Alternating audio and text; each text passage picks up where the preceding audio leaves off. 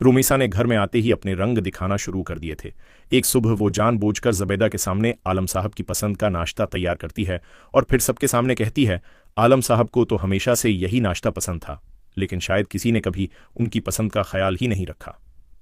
इस बात पर ज़बैदा खामोश हो जाती है, मगर प्रीशे समझ जाती है कि रुमैसा का मकसद सिर्फ उसकी माँ को नीचा दिखाना है। इसी दौरान ज़बिया अपनी माँ की बिगड़ती हुई हालत देखकर मजीद परेशान हो जाती है। वो प्रीशे को फ़ोन करके कहती है, आपी, अम्मी हर वक्त खामोश रहने लगी हैं, मुझे डर है कि कहीं वो बीमार ना हो जाएं।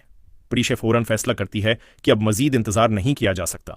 वो बारी से मिलती है और उसे सारी सूरत हाल बताती है। बारी भी ये सब सुनकर हैरान रह जाता है और वादा करता है कि वो जल्द एक मुनासिब घर तलाश करेगा। इधर अलीज़े की सेहत में रोज़ बरोज़ बेहतरी आ रही थी। ज़हैब की हौसला अफजाई और मुसलसल थेरापी की वजह से वो अब चंद कदम खुद चलने लगी थी। घर के सब लोग उसकी कामयाबी पर खुश थे, सिवाय रमशा के। रमशा को लग रहा था कि अब घर में अलीज़े की अहमियत बढ़ती जा रही है, जिसकी वजह से उसके दिल में हसद मजीद बढ़ने लगा था। एक दिन रमशा ने अलीज़े की थेरापी के कागजात छिपा दिए ताकि उसका इलाज रख जाए, लेकिन किस्मत से ज़हैब वक्त पर कागजात ढूंढ लेता है। जब उसे शक होता है कि ये सब जानबूझकर किया गया है, तो वो रमशा को सख्ती से खबरदार करता है कि अगर उसने दोबारा ऐसी हरकत की तो वो खामोश नहीं रहेगा। दूसरी तरफ रुमैसा को भी खबर मिल जाती है कि प्रीशे ज़बीदा और ज़बिया को अलग घर मुंतकिल करने का इरादा रखती है। ये सुनकर वो घबरा जाती है, क्योंकि अगर ज़बीदा इस घर से चली गई तो आलम साहब के सामने उसकी असल हकीकत जल्द बेनकाब हो सकती है। चनांचा वो एक नई चाल चलने का मंसूबा बनाती है, ऐसी चाल जो न सिर्फ ज़बीदा बल्कि प्रीशे की जिंदगी में भी एक नया तूफान ले आने वाली थी। और फिर अगले ही दिन रुमैसा सबके सामने एक ऐसा इल्जाम लगाती है जिसे सुनकर पूरा घर हैरान रह जाता है। रुमैसा ने सबको ड्राइंग रूम में जमा किया और निहायत मासूम बनकर बोली, मुझे बहुत अफसोस के साथ ये कहना पड़ रहा है, लेकिन इस घर में कुछ लोग मुझे यहां से निकालने की साजिश कर रहे हैं। आलम साहब हैरानी से उसकी तरफ देखने लगे। फिर रुमैसा ने सईदा प्रीशे का नाम ले दिया और कहा कि वो ज़बीदा और ज़बिया को मेरे खिलाफ भड़का रही है ताकि मैं और मेरे बेटे इस घर से निकल जाएं। ये इल्ज़ाम सुनकर ज़बैदा फौरन बोल उठी, प्रीशे ने ऐसा कुछ नहीं किया, वो सिर्फ हमारी फिक्र कर रही है। लेकिन रुमैसा ने बात का रख बदलते हुए कहा, अगर ऐसा नहीं है तो फिर अलग घर ढूंढने की बातें क्यों हो रही हैं? आलम साहिब एक लम्हे के लिए सोच में पड़ गए। उन्हें महसूस हुआ कि घर का माहौल वाकई खराब होता जा रहा है, मगर वो ये भी जानते थे कि प्रीशे कभी अपनी मां के खिलाफ कोई कदम नहीं उठा सकती। इसलिए उन्होंने फैसला किया कि पहले पूरी हकीकत जानेंगे।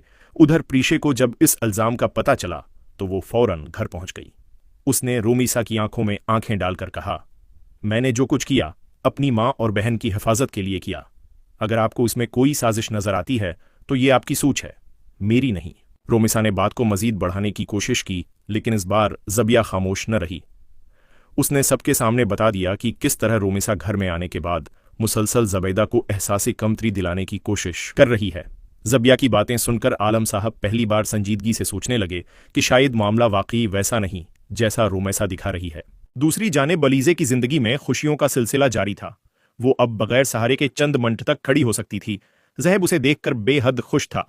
उसी दौरान डॉक्टर भी खुशखबरी देते हैं कि अगर इलाज इसी तरह जारी रहा तो अलीज़े बहुत जल्द मुकम्मल तौर पर चलने के काबिल हो जाएगी। लेकिन रमशा ये सब बर्दाश्त नहीं कर पा रही थी। उसने दिल ही दिल में फैसला कर लिया कि वो अलीज़े की खुशियां ज्यादा देर कायम नहीं रहने देगी। चनांचा वो एक ऐसा मंसूबा बनाती है जिससे न सिर्फ अलीज़े बल्कि ज़हैब भी शदीद मुश्किल में पड़ सकता था। इधर बारी प्रीशे के लिए एक मुनासिब घर तलाश कर लेता है। जब वो ये खबर प्रीशे को देता है तो प्रीशे सुकून का सांस लेती है, मगर इसी वक्त एक नामालूम शख्स इसे फोन करता है और ऐसी खबर देता है जिसे सुनकर उसके हाथ से मोबाइल गिर जाता है। फोन पर मिलने वाली खबर सिर्फ एक जुमले पर मुश्तमिल थी, रुमैसा के माजी का एक बहुत बड़ा राज सामने आ गया है, और अगर ये राज आलम साहब तक पहुंच गया तो सब कुछ बदल जाएगा। नामालूम शख्स की बात सुनकर प्रीशे के होश उड़ गए। उसने फौरन पूछा, आप कौन हैं और आपको रुमैसा के बारे में क्या मालूम है? लेकिन दूसरी तरफ से सिर्फ इतना जवाब आया, अगर आप अपनी मां को इंसाफ दिलाना चाहती हैं तो कल शाम पुराने गेस्ट हाउस पहुंच जाएं। वहां आपको वो सच मिलेगा जो बरसों से छुपाया जा रहा है। ये कहकर काल मुनक़ते हो गई। प्रीशे पूरी रात इसी सोच में मुब्तला रही। अगले दिन वो बारी को साथ लेकर मुकर्ररा जगह पहुंच गई। वहां एक उम्र रसीदा खातून उनका इंतजार कर रही थी। खातून ने बताया कि वो रुमैसा को कई सालों से जानती हैं और उसके माजी के बहुत से राज उनके पास महफूज हैं। उन्होंने चंद पुराने खतूत और तस्वीर प्रीशय के हवाले करते हुए कहा कि रोमैसा ने हमेशा अपने फायदे के लिए लोगों के रिश्तों को इस्तेमाल किया है। इधर घर में रोमैसा को किसी खतरे का एहसास होने लगा था। उसे लग